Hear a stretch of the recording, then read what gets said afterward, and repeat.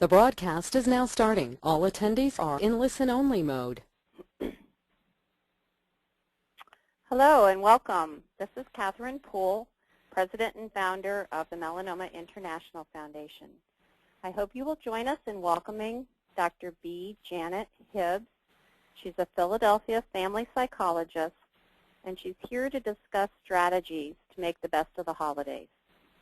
Dr. Hibbs is an expert on issues of relational ethics between family members. She talks a lot about fairness, and I think you'll see that's really central. So without much further ado, I want to welcome Janet Hibbs. Thank you, Kathy. It's really a pleasure to be invited here today on behalf of the Melanoma International Foundation. And I'd like to greet everyone and thank you for having chosen to join us on the webinar today on the holidays.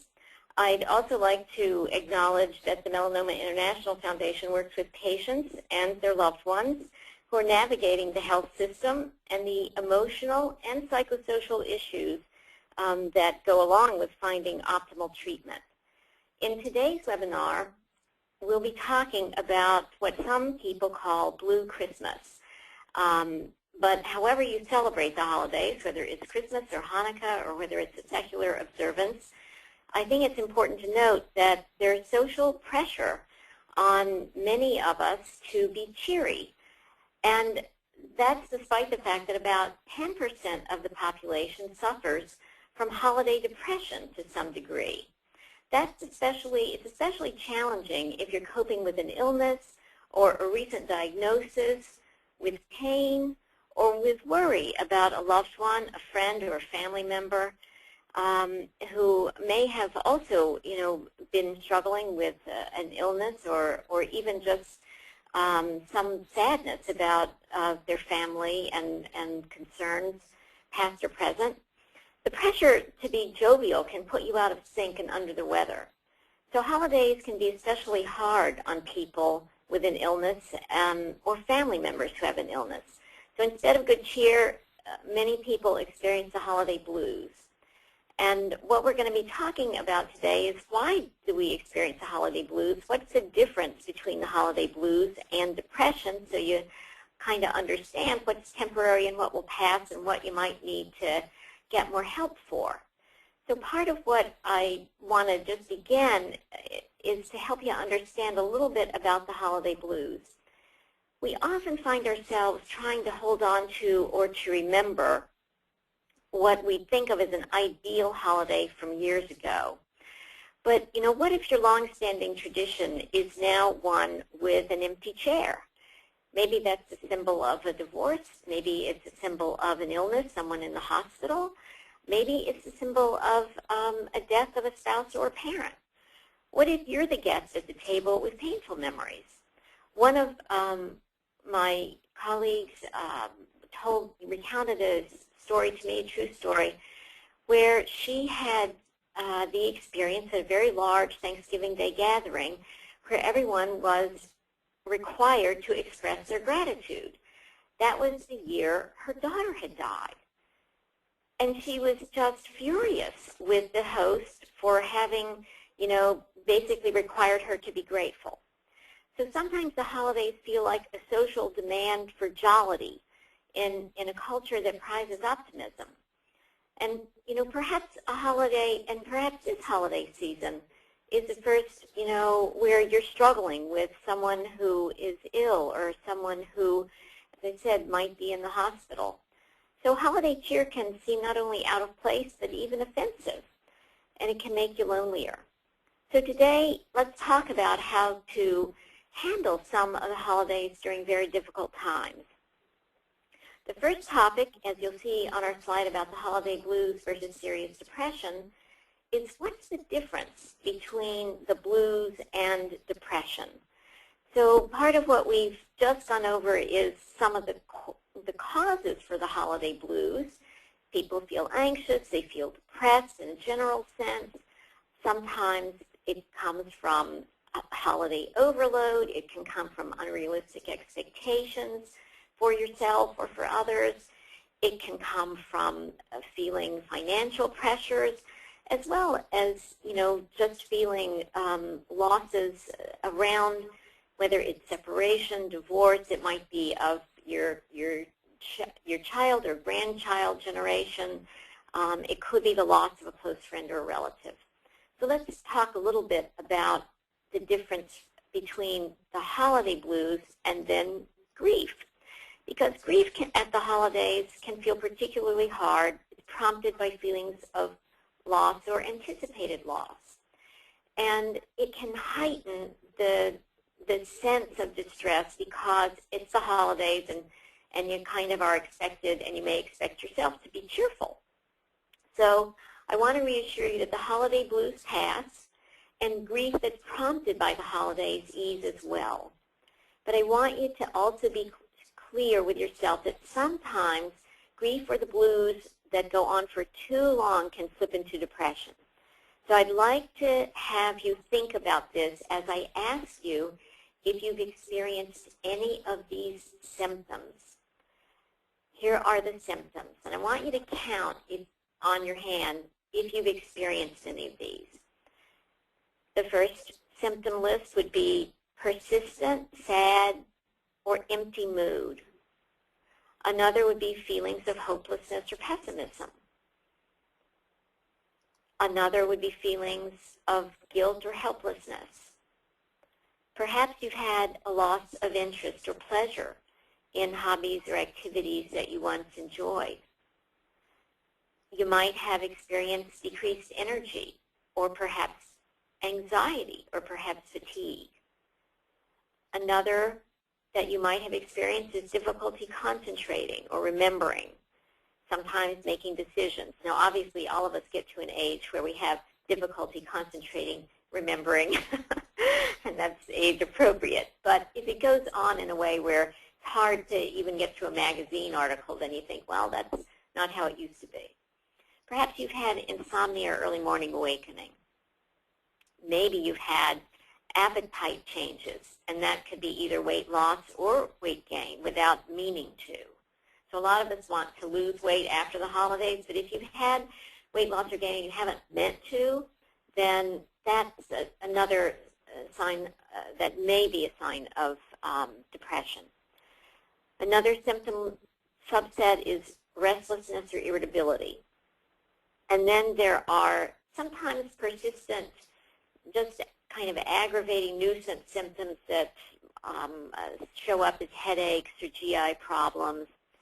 So if you've had about, if you began to count off more than one hand, then I think, well, you may need to figure out, like, do you need to cope differently? Do you need to check in with your doc, just to say, wow, I'm really experiencing a lot of symptoms that I didn't used to have. If they've gone on for 6 to 8 weeks and they don't show signs of lessening or don't show signs of lessening after the holidays pass, then you may need to say to yourself, are there other things I need to do, whether they're related to medicine or exercise, or even in this part of the world, getting more light, which can both be in the form of light therapy, that you can actually buy light in a box now, or even getting outside on a bright, sunny winter day just to get more light than you'd usually get in the winter. So some of those are coping strategies, but others that pertain particularly to the holidays is don't do it all by yourself. Try to dole out tasks to others. Let go of some of the things that you've usually done, whether that's cooking, shopping, wrapping presents. Try to figure out what can you let go of without feeling badly about it, because you have to remember you're a human doing. You're not just a human. You're not just a human doing. You're a human being, and you're loved for being who you are, not just for all you're used to doing. Sometimes we just need time to spend alone, because the holidays again have a lot of pressure to be social and to do more on the calendar than we ordinarily do. Sometimes you just have to give yourself a break and say, I just need some downtime by myself. In other instances, we have to remind ourselves, don't don't fall into the temptation of drinking too much of that spiked eggnog, because having more to drink when we're feeling blue anyway actually makes us feel worse. Alcohol is a central nervous system depressant, and even though initially it might feel like we're lighter, it actually makes our mood lower, and then it leads us to have sleep disturbances, because you have anxiety from when the alcohol wears off that interrupts your sleep, something that people don't sometimes know. So some of these coping strategies really are just in the form, if you can sum it up briefly, like give yourself a break and take care of yourself. Could we have the next slide, please? Okay, so one way of taking pressure off yourself is just to remember there is no right way to do your holiday. You may have to change how you celebrate your holiday. You may not be able, for either reasons of family being dispersed or having not feeling up to it, not feeling well enough, to honor all the usual traditions, whether that's baking for people or whether that's shuffling around between all the different members to see. So you may have to be creative in giving yourself, the notion of how you spend the holidays isn't as important as communicating love and support to the people that are in your life that you treasure and that treasure you. So one of the things that I'm going to suggest to you is don't be afraid to try something new. It doesn't have to be the good old days to still be good. And one of the things that you also want to do is don't wear yourself thin by trying to find the perfect gift or make the perfect moment or plan the ideal get-together. You have to allow for your individual differences and perhaps a family or loved one's individual differences in coping with whatever they are coping with this year. And I think it's also very important to remember that just because it's the holidays, don't expect your family members or your loved ones or your friends to change for that one time of the year. So some of the folks I see in my practice kind of joke about how when they get together for the holidays, they set their clock for like, okay, how long can we be in a good spirit, before something goes wrong? So I think give yourself permission to time limit a visit if you feel like, okay, I can do this for so long and then it's going to wear me out in some way. All right, and then so the notion is no matter how you spend the holidays, keep the family spirit, keep the spirit of your loved ones together. Next slide.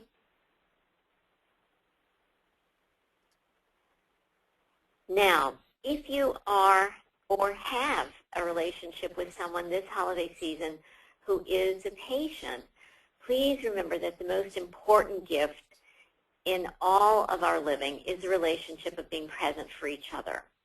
So I'd want you to, first of all, if let's say you have a family member who's usually the glue that holds the holiday together, please reassure them that their loved ones are doing fine, not because it's without them, but because it's without perhaps all of the enormous efforts, of getting gifts or shopping or cooking, for people as they usually do.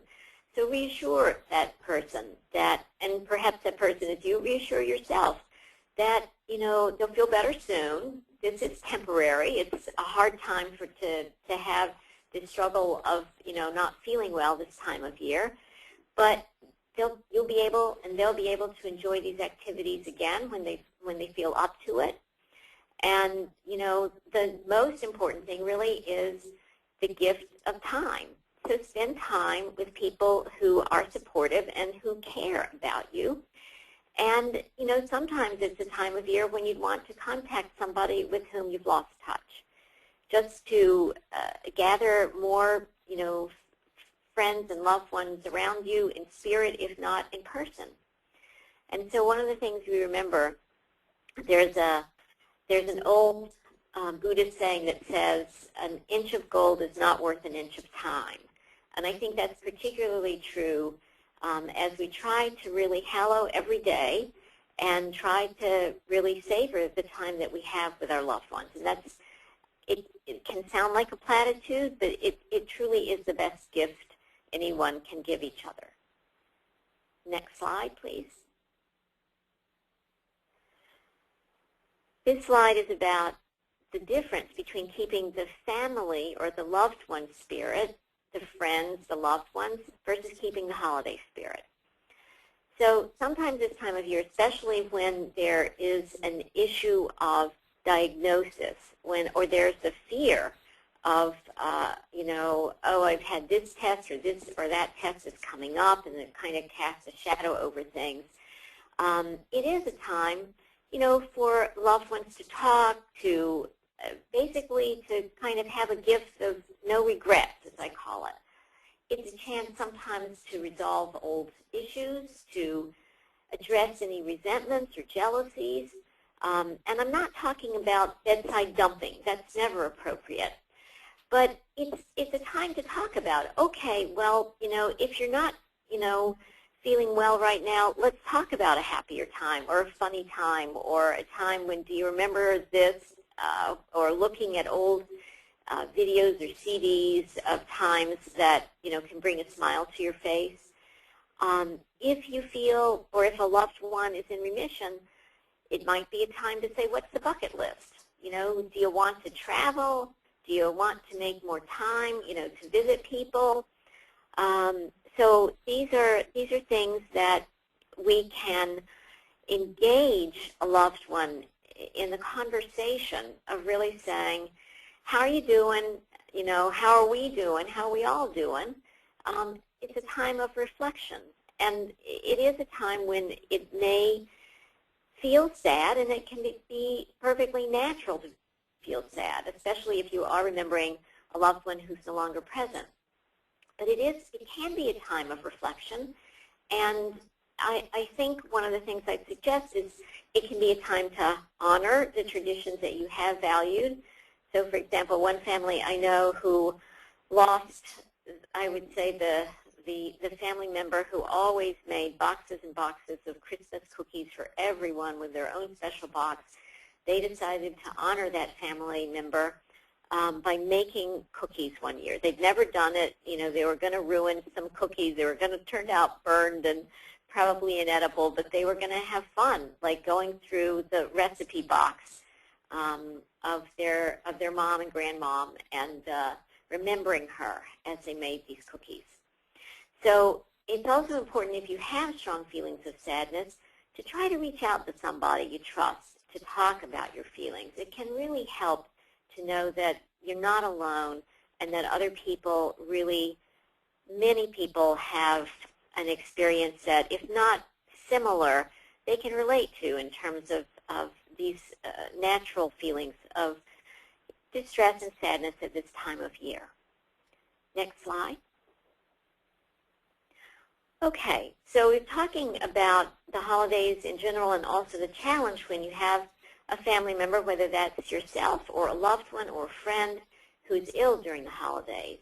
So let's talk a little bit about what boundaries are appropriate, because sometimes people want to be helpful, but they really don't know. Is my visit welcome?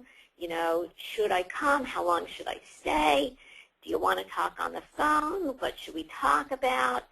So let's talk about that for a minute, and I'd be really interested to hear in our question and answer session your own experiences. So first, I just want to say a patient's needs are absolutely paramount, and it's those needs need to include being able to manage visits or phone calls, from extended family, friends, and loved ones. So you may, you may need to tell people when to visit, how long to visit. Perhaps you don't want to have to communicate that, in which case I'd say get a friend, designate a friend or a loved one as the contact person to maybe even coordinate schedules to say you're available for visits or a loved one is available for visits at this time of day.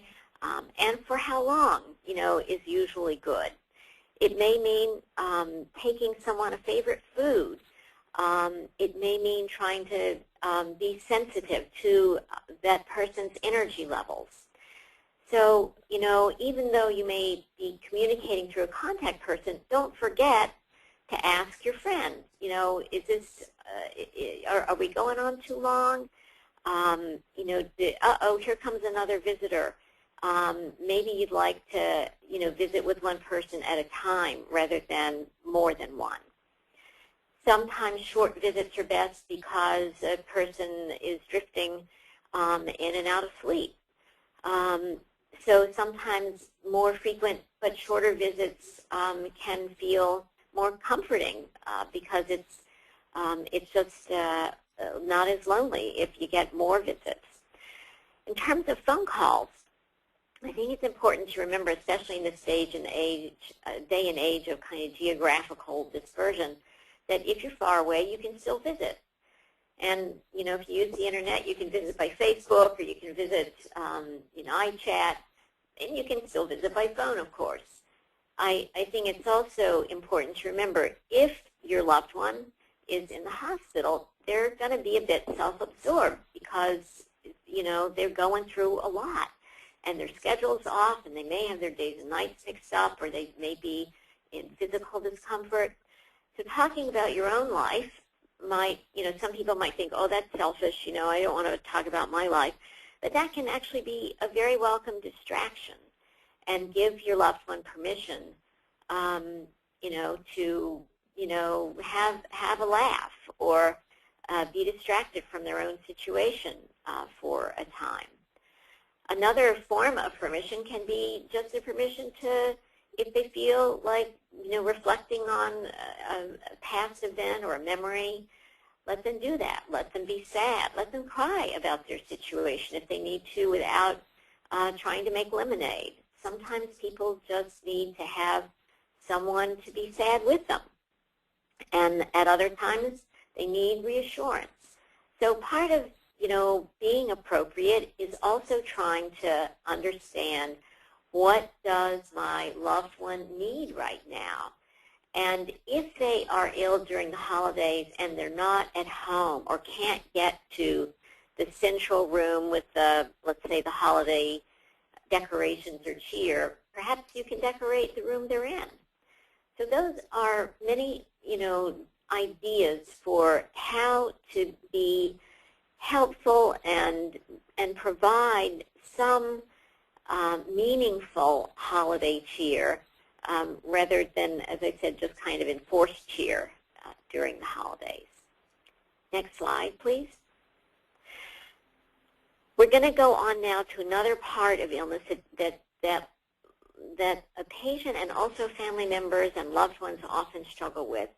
What do you do when someone really is seriously ill?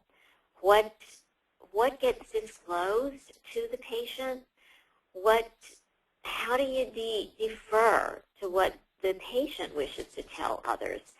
And it's a little bit like trying to leave your own decision aside, like what you think is best, and try to honor what the person feels able either to absorb or to tolerate at that time.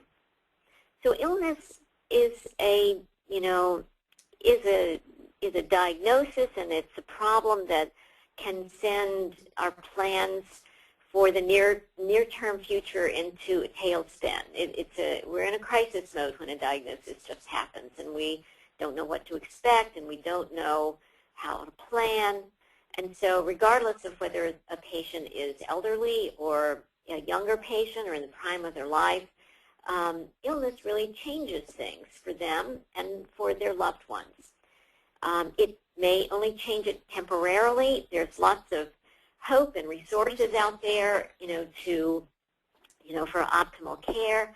But at that moment in time, there's a lot of information to absorb and a lot of difficulty in trying to figure out what is the right time, whether it's just to disclose something to the person with the illness. And as you know, the medical profession has changed from years ago where it was really considered best to hide illness and diagnosis from patients to today, where patients really are involved in a much more thorough way in terms of being able to access their patient summaries and access their MRI scan information.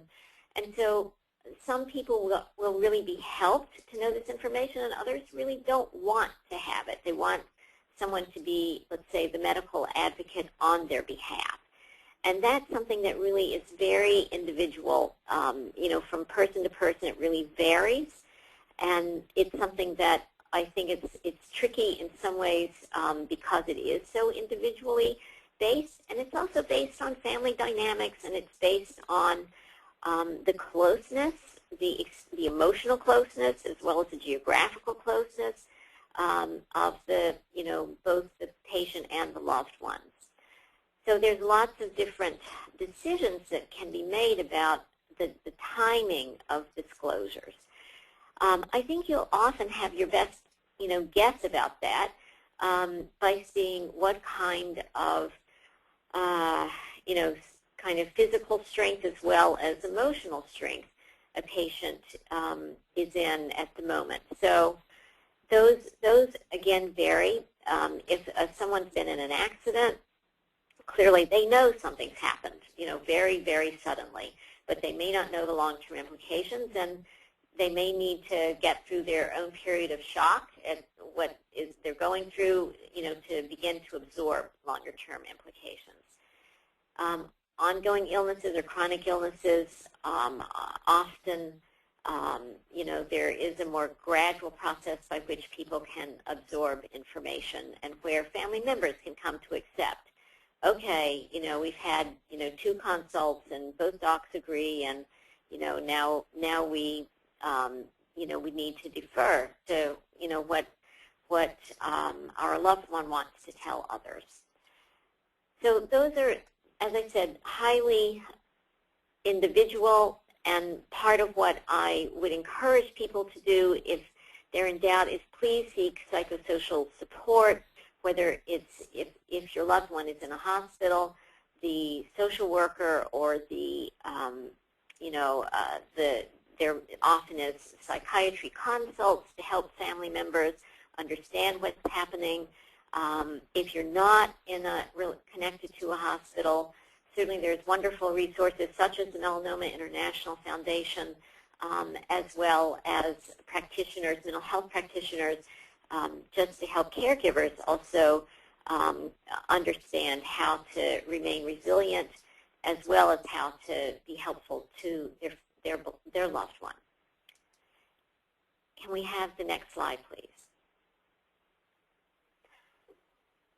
And so, reinventing the holidays. What if the person who kept the family connected is ill? Who do you involve? How do you, honor that person? How do you focus on strengths? So part of what we're, what I think we all have to be mindful of is that I don't know a better medicine than having kids around. I think that the open and embracing love of young children is just a spectacular medicine.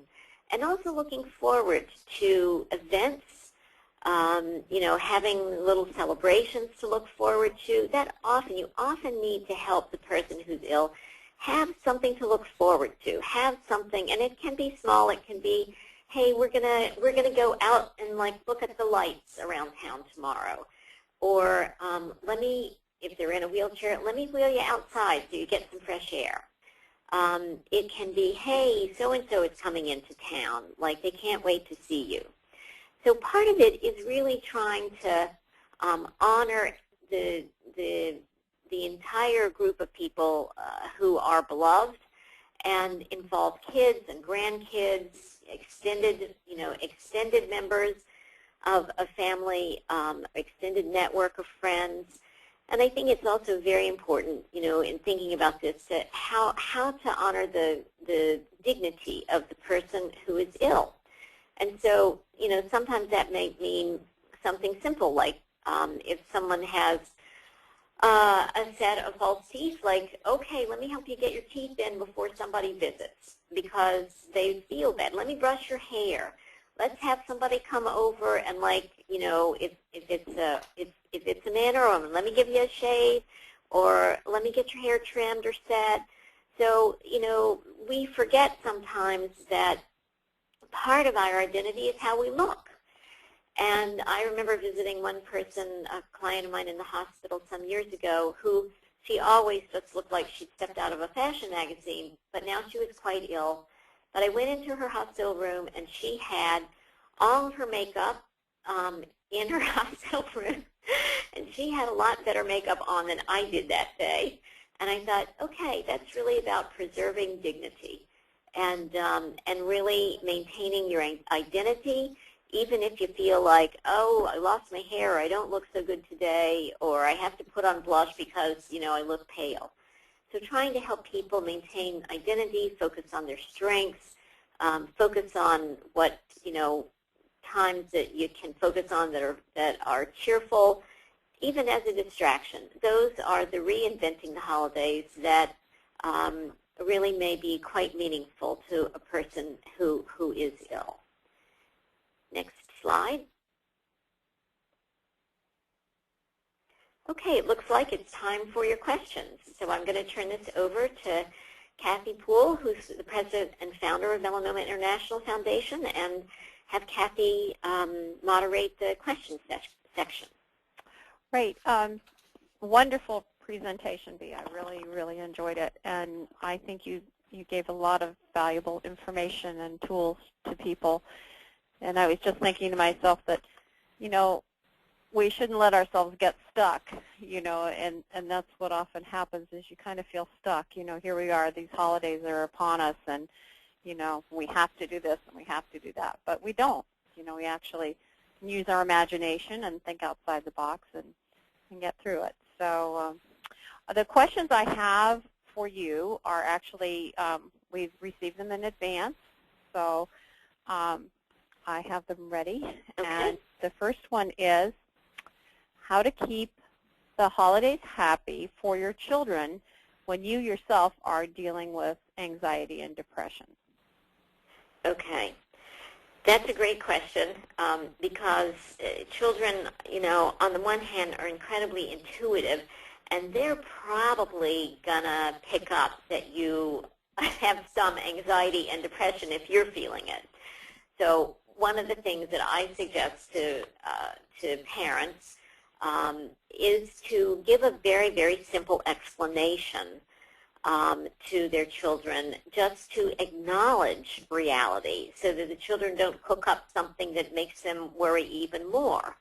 So a simple acknowledgement, let's say you're anxious because a family member is ill, or you just got a diagnosis, or maybe you're anxious or depressed because it's the first holiday that you've spent, and, you know, let's say family members in the hospital. So part of what I would really suggest is that you just, again, according to kind of in an age-appropriate way, you know, say to that child, well, I'm feeling a little down, you know, because, you know, mom or pop, or, you know, or I've had a doctor's visit and it's always, you know, tough to, you know, go to the doctor, and in whatever way you want to explain it. But, you know, this is something that's helping me, and, you know, it's just sometimes there are days that are a little harder than others. So make a very simple explanation. Answer questions. You're giving your child permission to ask you so they don't, again, carry or make some assumption that's inaccurate about you're upset about them, or they've done something that's naughty. If you were, you know, certainly in these economic times, people are understandably anxious and depressed about money sometimes. It's an economic situation. And so I think that in those situations, probably children know, well, hi, you know, oh, so you want an iPad for, you know, for the holidays? Well, that might be a little tough this year, because I'm out of work, or my job has more limited budget. Let's think of a few other things, and let's put some things on the list, and some I'm sure Santa or whomever, the elf, or or Hanukkah, may be able to get, but others we may have to save up for. So there really needs to be, in my view, a reality check and explanation, because otherwise reality is mystified for children, and they still intuit something's off. And if they don't know what's off, they make up their own reasons. Yes, So thank you. I totally agree. I actually have a family that I was working with where the father was diagnosed with melanoma, and he and his wife decided that they would not let their children know. Mm-hmm. And so when I called them, I always had to call them while the children were in school. And I said to them, I always found with my own children that they knew exactly what was going on without me ever telling them about it. I mean, they had such intuition, and they would overhear me talk to someone else or what have you, or they just get vibes. You're all so close, but there's no way they don't know. So right. I advise the family to please be honest with their children about what was going on, but I'm not sure they were going to be, and I think that's a shame. And like you said, I totally agree. Then the kids will dream up something much worse is going on than the reality, and then get even more scared. So honesty is the best policy. I think it is. I think it still is. I really think so. I have another situation where we have a father who is in hospice care, and he's pretty ill and sleeping most of the time, but he absolutely doesn't want to see his children. He's at home, uh-huh. and his children, want to come in to see him, but he doesn't want to see them. How do you handle that kind of a situation? Is this an older parent, or No, young. This is a young parent, and are they young children? They're, I think, 9 and 11. 9 and 11. So, as a family therapist and a psychologist, my first question to the father would be, what are your concerns? What are your fears in having your children come in? So I would try to understand what are his assumptions, whether the children, he doesn't want them to have that as a last image of him, whether he feels like he can't cope with their grief or their response to however he may look now, whether he just, has some beliefs that may be a distortion, because many times when people are in hospice, they also may be depressed in some way. Understandably, that's a natural feeling. And yet, what I would also then help him do is try to think about this from the children's perspective, because I have seen children who, for whatever reason, did not get to see a family member before they died, and chastise themselves really harshly. I missed my last opportunity. I didn't get to say what I wanted to say. And so I think if he remained absolutely rigid in his position, I would videotape the children and have them say whatever they wanted to say, and know that and play it for the father. And maybe that would change his mind. Because I feel like this would be such a sad and unnecessary loss. I think, and they also had an issue where, all along the family was, saying, we're going to fight this, we're going to fight this, we're going to win this. Right. And then they had to be told, we're not winning anymore. And the children became angry that they had been told one thing and yet another was happening. And so I think the children also, anger is a stage of grief, and it's a totally natural stage of grief. And I think children are entitled to anger in their anger because, in terms of fairness, life isn't fair. It's not fair at age 9 or 10 or 11 to lose your parent to an illness like this. So I think to acknowledge, life isn't fair. It's not fair. Did people lie? I think they need to understand the distinction between no one lied to them. They did fight as hard as they could fight, in whatever treatments they took or whatever, different kind of recommendations from the, the treatment docs that were followed. So I think that children need a distinction because children also, of course, have beliefs sometimes that aren't true. So they need to have their beliefs clarified, but they also need to also be told in some ways anger is a natural part of grief. And it's a natural form of protest that this really isn't fair, and it isn't. And so that's their reality. And I actually think that by validating reality, however sad it is, people heal. Mm-hmm. And that kind of really connects to my next question, which is from a mom who is in the midst of treatment, and so she's not feeling well, but she asked how could she stay emotionally strong when she has a teenager who's angry and he's acting out and he refuses to open up, and she finds it just finding the strength to deal with that very difficult. And I'm going to assume that the acting out has coincided with her illness, or I don't know if that's pretty much what she said. He's angry and acting out. Right.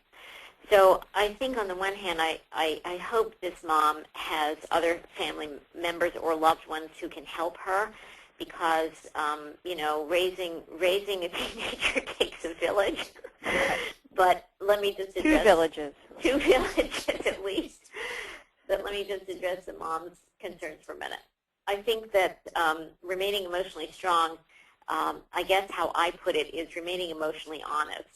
I think that's different than strong. So empowerment is really the ability to say, I understand your side. I affirm that you're mad, that it's, that it's your time in life to feel like you don't have to attend to parents as much.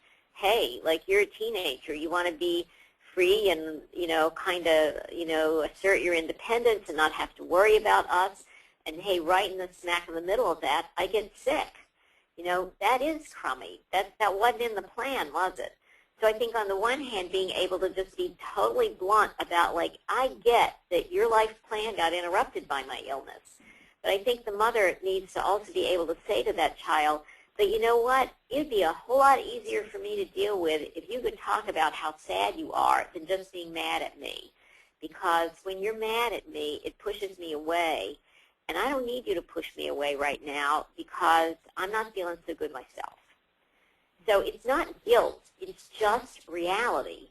It's like a balanced view of what's fair, both for the perspective of the teenager, but also from the parent's perspective.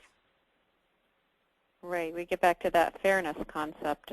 We do. There's fairness in how we manage illness. There really is. Mm-hmm. And a question I thought of actually myself is often we hear from patients who are feeling crummy emotionally, but the doctor will say, well, it's probably related to the treatment you're getting. How do they deal with their doctor to, tell them, well, maybe it's not, but, can I have something to, help this? I mean, it doesn't seem to go hand in hand these days that, folks their head is treated along with, the illness. Right. Well, I think that one of the things that I always encourage patients to do is have an advocate.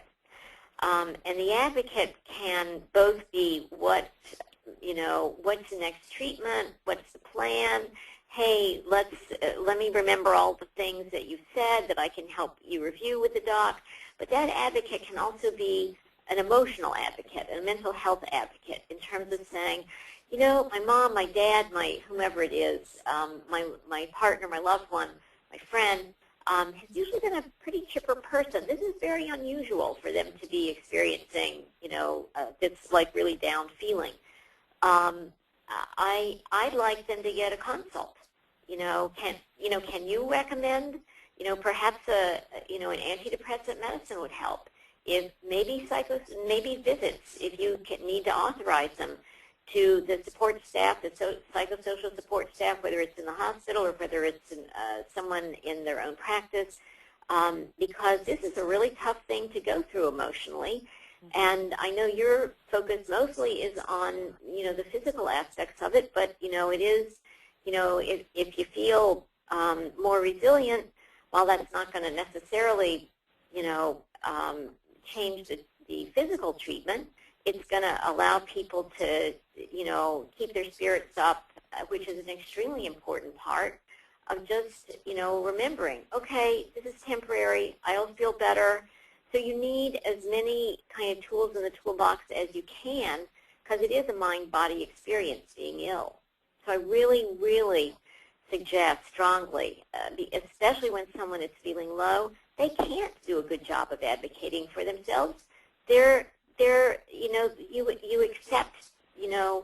You accept too much when you're feeling low because you can't advocate for yourself.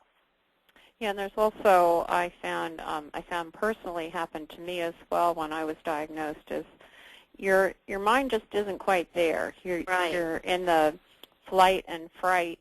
Yeah.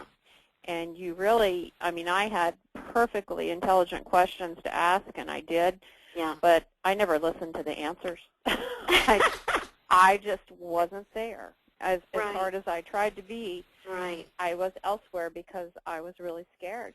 Yes, that really interferes. Fear is one of those, fight or flight emotions, and it really does interfere with processing. One of the things I sometimes suggest to people is if you don't have a friend to go with you or a loved one to go with you, take a tape recorder, which are now available, on the smartphones. Ask the doc, I need to record this because I won't remember it. And then you can share it later with someone. Could you please listen to this with me? Like, I think I missed this or that, question, or I don't quite understand this.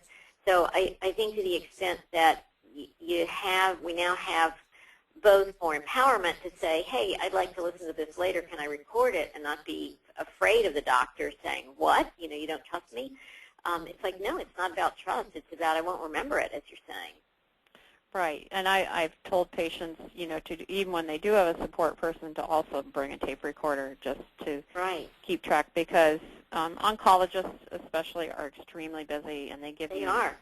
They talk fast. Yeah, they are really fast. They're in and out, and you're like so mind-boggled at the time that you might forget your questions as well. So I always tell everybody to write everything down and then tape it if you can, and also have a person by your side. And it's normal to be scared, and it's normal to have anxiety, and and that's the other thing people ask all the time. Even when melanoma ranges from being very low risk and cured to very high risk, and the low risk people really have a terrifically hard time because their life has been threatened. Right. It may not be, to the extent of a high-risk person, but their life has still been threatened, and they still go into the flight and fright. It's really true, and one of the things that I write about in Try to See It My Way is what happens to people in a marriage where a partner has experienced what I call a mortality threat, because that often prompts marital issues that hadn't come to the surface. And it's often a time also for a couple or for loved ones to get help for things that they, especially when you feel like okay, I got a second lease on life. Do I want to keep living it this way? So people often go through an upheaval. After the first tsunami wave of like, okay, I got through that. Then there's like another wave that's an emotional wave, and I really encourage people to, recognize that the experience of illness and diagnosis and that sort of thing comes in stages, and it helps to process, to digest the emotional experience as well as the physical experience.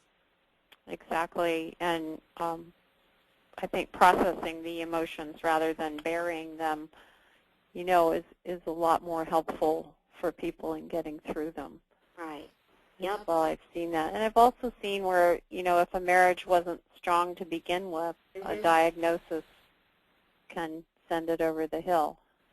Yeah, it's really the equivalent of a midlife crisis. We usually think of midlife crises as I'm going to quit my job and open a lemonade stand, but the midlife crisis is prompted by mortality threats really much more fall into the range of two things. One, the patient going, oh my gosh, do I want to live my life this way? And then the partner often saying, wow, I've had months now to think about what would my life have been like if I'd had to go on without you. Oh, maybe I do. So, I mean, it's this multifactorial problem that hits people by surprise, which is why I really think whether you're the patient, whether you're the partner or a caregiver, get emotional support. It's really, it's a kind of difficult process to digest by yourself. Absolutely. Absolutely. Well, I thank you so much for being here today with us. This is our first attempt, as I said, to delve into the psychosocial aspects, and we're really happy to do that. And I hope we brought some comfort and tools and reassurance to people. And this will be taped and archived, so if people want to go back again to get more tips, or if they don't remember things, you can at any time just, back to our webinars. This one will be listed with all of our others. And we thank you so much for being with us today, Bea. You've been wonderful and very helpful to a lot of people. Kathy, it was my privilege and pleasure, and I really appreciate all that you're doing with your wonderful organization, the Melanoma International Foundation. It's really a terrific resource for people. Thank you. Thank you. Bye-bye. Bye-bye.